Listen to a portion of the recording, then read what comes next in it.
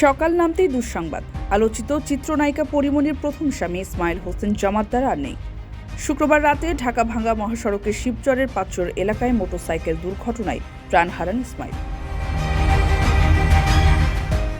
ইসমাইল ছিলেন পরিমণির প্রথম স্বামী। তাদের দাম্পত্য জীবনের কোনো খবরের পাতায় তেমন আসেনি।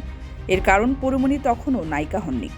তখন তিনি ছিলেন গ্রামের ৮-১০ জন সাধারণ তরুণীর মতোই, যাকে এখন পরিমণি নামে মানুষ চেনেন।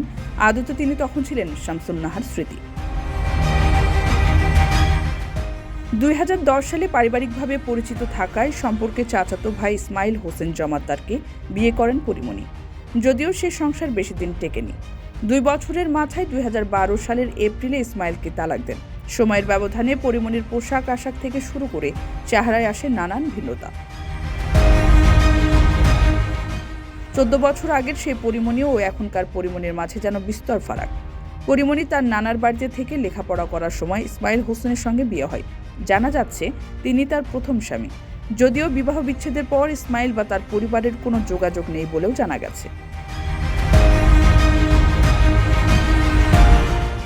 কারো কাছে স্বপ্ন পূরণ, কারো আনন্দের উপলক্ষ, আবার কারো জীবন পাল্টে দেওয়ার মুহূর্ত, কখনো জীবন বাঁচাতে সর্বোচ্চ গতিতে উড়ে চলা, কারো আবেগের শেষ মুহূর্ত, আপনজনের শেষ বিদায়ে সামিল হওয়া।